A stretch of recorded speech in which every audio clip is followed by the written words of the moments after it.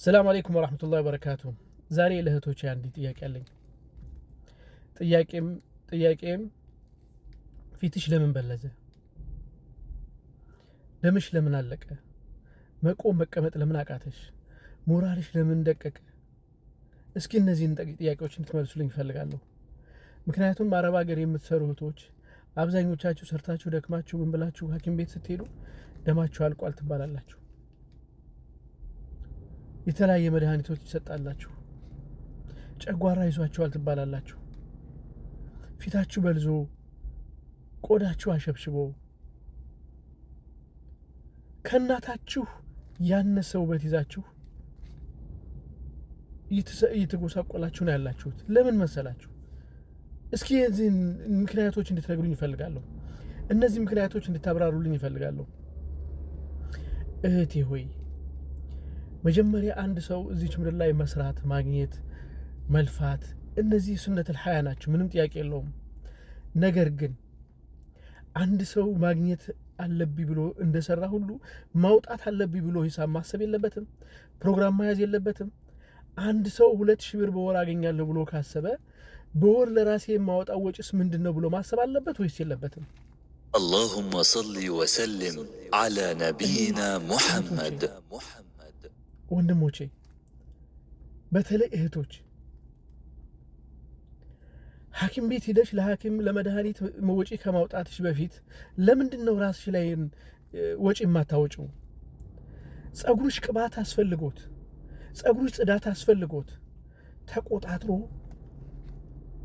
ራስሽን እያመመሽ ፊትሽ ቅባት ፈልጎት ቅባት ሳትገዥለት ሆድሽ እየራበው ምግብ ሳትሰጪው አትክልት የሚባል አታውቂም ምግብ የሚባል የለም አንድ አይነት ምግብ ይሆንብሻል አይስማማሽም አንዳንድ ቦታ ምግብ ቀርቶ ውሃ የሚጠፋበት ቤት አለ የአንድ ብር ዳቦ ገዝተሽ ትበያለሽ የአንድ ብር ዳቦ የምጠርብሽ ጊዜ አለ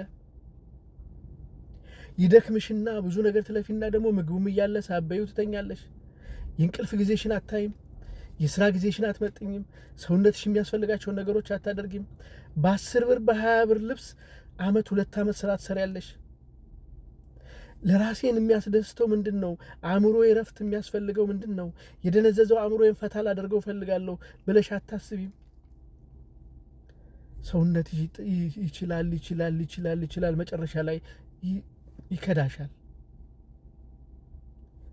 ችግሮች ሲበዛበት ጭንቀቶች ሲበዙበት ድካም ሲበዛበት ምግብ የሚፈልገው ነገር ከሰውነትሽ የሚፈልገው ነገር አንቺ አልሰጡ ስትይ ሰውነትሽ ይዝላል የተለያዩ በሽታዎችን አንቺ ላይ ይሰፍራሉ ለማን ነው የምትሰሪው ለማን ነው የምትለፊው ለራስሽ ካልሆንሽ እኮ ለምትወጃቸው ብዙ ነገር ላደረግሽላቸው ልጆችሽም ይሁን ቤተሰቦችሽ እኮ አትሆኝም ስለዚህ እህቴ ሆይ የዛሬዋ ጥያቄ እነዚህ ሆነው ሳለ ግን ደግሞ በዚሁ መንገድ ላይ መምከር ፈልጋለሁ እባክሽን በወር ማግኘት አለብኝ ብለሽ የምታስቢው ሂሳብ እንዳለ ሁሉ በወር የሚያስፈልገኝ ወጪ ምንድነው ብለሽ ልታስቢ ይገባሻል በቀን ምን ያክል ነገር ለራሴ ያስፈልገኛል ቁርስ እንዴት ነው የምበላው ምሳ እንዴት ነው የምበላው ራት እንዴት እበላለሁ ንጽህናዬ እንዴት እጠብቃለሁ ለቆዳም ይሁን ለጸጉሬ ምን ያስፈልገዋል ልብሴስ የውስጥ ልብስ ይሁን የውጭ ልብስ ምንድነው የሚያስፈልገኝ የተበጣጠሰ ልብስ ለብሼ ቆዳዬን ለመጥፎ ነገር የምዳርገው ለምንድነው ፊቴ ቅባጣቶ ደርቆ ሁሉ ጊዜ ነጫጭባሁኝ የምቀጥለው ለምንድነው ብለሽ ራስሽን ማሰብና ለዚህ የሚያስፈልጉ ነገሮችን ማዘጋጀት ይተበቅብሻል አንድ ሰው ምንድነው ችግሩ 2000 ብርም ይሁን 1000 ብር በወር አግኝቶ 200 ብር 300 ብር ለራሱ ቢያወጣ ምንድነው ችግሩ 60% 70% ገንዘቡን ሴቭ ቢያደርግ ምንድነው ችግሩ እስኪ ማን ነው አረብ ሀገር ላይ ሄዶ አመት 2 አመት ሰርቼ አገሬ ይገባለሁ ሲል ብሎ 10 አመትና 10 ምናምን አመት የቆየ ሰው የለም እንዴ ነገር ግን እኮ እነዚህ 10 አመት የቆየሽባቸው ራስሽን የበደልሽባቸው ጊዜዎች ናቸው ራስሽን የሰጠሽባቸው ለራስሽን ያየሽበት ራስሽን ያንከባከብሽበት እኮ ጊዜ የለም የግዴታ እኮ ለመንከባከብ አገር ስትገቢ ብቻ አይደለም በስራ ቦታ ላይ ያለሽም ራስሽን ማንከባከብና መጠበቅ አለብሽ የተመጣጠነ ምግቦችን ለማግኘት ጥረት ማድረግ አለብሽ አረቦች የሚመገቡት ምግብ ያያየሽ አንቺ ለነሱ እየለፋሽ ያበላሽ ያጠጣሽ አንቺ ግን ያን ነገር አትቀምሽውም አንቺ ግን ያን ነገር አታዩም እድሉ እንኳን ቢኖርሽ ድካምሽን አጣጥመሽ መተኛትን ትመርጫለሽ እረፍት ከ24 ሰዓት ውስጥ 2 ሰዓት 3 ሰዓት እያረፍሽ ትሰሪያለሽ። መጨረሻ ላይ ግን ገንዘቡ ላንቺም ለማንም ሳይሆን እንዲሁ ይቀራል፣ እንዲሁ ይባክናል፣ እንዲሁ ይጠፋል። ራስሽን ደግሞ ማንከባከብ ካልቻልሽና ለራስሽን የማትፈቅጂ ከሆነ ገንዘብም እንኳን አይፈቅድሽም። ገንዘብ እዚች ምድር ላይ የሚሰጠን እኮ አላህ ሱብሓነሁ ወተዓላ ምድር ላይ የሚያስፈልግ ነገሮች ልናሟላባቸው ነው። ባንክ እንድናስቀምጣቸው ወይ ደግሞ ለሰው ብቻ እንሰጣቸው እኮ አይደለም። ስለዚህ እህቴ እባክሽን ደምሽ አልቋል ተብለሽ መድኃኒት ታዞልሽ በመድኃኒት ከምትኖሪ ይልቅ መጀመሪያ ደምሽ ሳያልቅ ለደም የሚያስፈልጉ ምግቦችን ለደምሽና ለሰውነትሽ፣ ለቆዳሽ፣ ለጸጉርሽ፣ በአጠቃላይ ለሰውነትሽ የሚያስፈልገውን ምድር ላይ ለመኖር የሚያስፈልጉ ነገሮችን ለመመገብና ራስሽን ለመንከባከብ ሞክሪ። ከመቀደም በፊት ራስሽን ቅደሚ፣ ለራስሽ ሁኚ። የሆነ ቦታ ለሄድ ስትይ ምን የሚያስፈልግሽን ነገር እንኳን ለማሟላት የሚከብድሽ ልብስ እንኳን የሌለሽ የቱ ህይወት ነው የሚያስደስትሽ? አንዳንድ ጊዜ እኮ የሰው ልጅ ምግብን ማግኝቶ ልብስን ማግኝቶ ሞራልን ማደስ እንኳን ይጠይቃል እኮ። እንኳንም ሁሉን ነገር በድለሽው ሰውነትሽን አካልሽን እያሰቃየሽው። ስለዚህ እህቴ ሆይ የዛሬ መልእክቴ ሐኪም ቤት ከመሄድ በፊት ራስሽን ጠብቂ፣ ራስሽን የሚያስፈልጉሽን ነገሮች አሟይ፣ ራስሽን ሁኚ፣ ለራስሽ ወጪ አውጪ። ራሴ የሚያስፈልጋትን ነገር መበደል የለብኝም፣ ለራሴ የሚያስፈልግን ነገር ማድረግ አለብን ብለሽ ሰቢ። እውነት ለመናገር እኮ አረብ ቤት ከሚሰሩ የቤት ሰራተኞች ይልቅ ገጠር ከብት የሚጠብቁ ወንዶች ይሻላሉ። ለምን እንደው ታውቃላችሁ? ቢያንስ ገጠር የሚጠብቅ ወንድ ልጅ ቢችል ቂጣ ጋግሮ ይበላል፣ ገንፎም አገንፍቶ ይበላል፣ ሩዝም ቀቅሎ ቢሆን ይበላል። አረብ ቤት እኮ ይህንንም የማያገኙ እህቶች እኮ አሉ። የተሻለ ደመወዝ እያገኙ የተሻለ ስራ እየተባለ እየሰሩ ነገር ግን ይህን እንኳን ማግኘት የማይችሉበት እኮ ጊዜ አለ። አንደኛ ማቴሪያሉ ላያገኙ ይችላሉ፣ ሁለተኛ ደግሞ ለያን ጊዜ ላያገኙ ይችላሉ።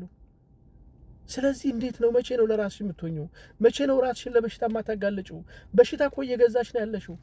ገንዘብ ለመግዛት ገንዘብ ለማግኘት ብለሽ ሄደሽ በሽታ እያገኘሽ እኮ ነው ያለሽው። ስለዚህ የዛሬው መልእክቴ እባክሽ ራስሽን ጠብቂ፣ ለራስሽ የሚያስፈልጉትን ነገሮች አሟይ። በአንድ ቀን ውስጥ ለንጽህና ምን ያስፈልገኛል፣ ቅባት ምን ያስፈልገኛል፣ ለጸጉሬም ለፊቴም ለሰውነቴ የሚያስፈልገኝ ልብሶችም ምግቦችንም ጭምር ማወቅ መቻል አለብሽ። የምትሰሪባቸው ሰዎች እነሱ ካሟሉ አሟሉልሽ፣ ካላሟሉ በራስሽ ገንዘብ ቢሆን አሟይ። ጥገኛ ሆነሽ ራስሽን ጥገኛ አታድርጊ። እየሰራሽ እያገኘሽ ነው፣ ለራስሽ ሳትሆኚ ለማንም አትሆኝም። በእርግጠኝነት አንድ ሰው ውጤታማ የሚሆነው መጀመሪያ ለራሱ የሚያስፈልገው ነገር ማሟላት ሲችል ነው። ስለዚህ እህቴ እድሜሽንም ጤናሽንም ሁሉ ነገርሽን መግዛት የምትችይው ለራስሽ ጊዜና ቦታ ስትሰጪ ነው። ራስሽን ዞር ብለሽ ስታይ ነው። መስታወት ፊት ለፊትሽ ስታኖሪ ነው። እስኪ አረብ ሀገር የምትኖሩ እህቶች፣ እኔ አንድ መምህር ነበረ። እውነት ይሁን ውሸት ይሁን አላውቅም፣ በዛ ላይ ሪሰርች አድርጌም አላውቅም። ግን ወላሂ ነው የምላችሁ ሲያስተምረን ምን ይል እንደነበር ታውቃላችሁ? ሴት ልጆች ይል ነበር 70% የሚያጠፉት ራሳቸውን በማየት ነው። መስተዋት ቁመው ራሳቸውን ሲያዩ ይውላሉ ይል ነበር። ዛሬ ግን እስኪ አረብ ቤት ያላችሁ እህቶች በቀን አንድ ጊዜ እንኳን ፊታችሁን አይታችሁ ታውቃላችሁ?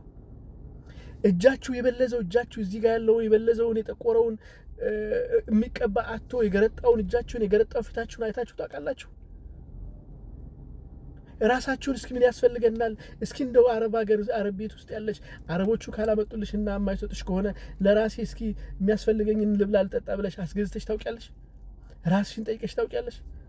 አይ ዛሬማ ከዚች ደሞዝ የነገለነ ካላት አይገባም፣ ይችንማ ነገ ወደ ሀገር ልካታለሁ አይደል የምትይው? ባካችሁ ራሳችሁን ጠብቁ። ራሳችሁን ቆም ብላችሁ ከምንም ከማንም በላይ ቅድሚያ ለራሳችሁ ስጡ። ሰላም አለይኩም ወራህመቱላሂ ወበረካቱ።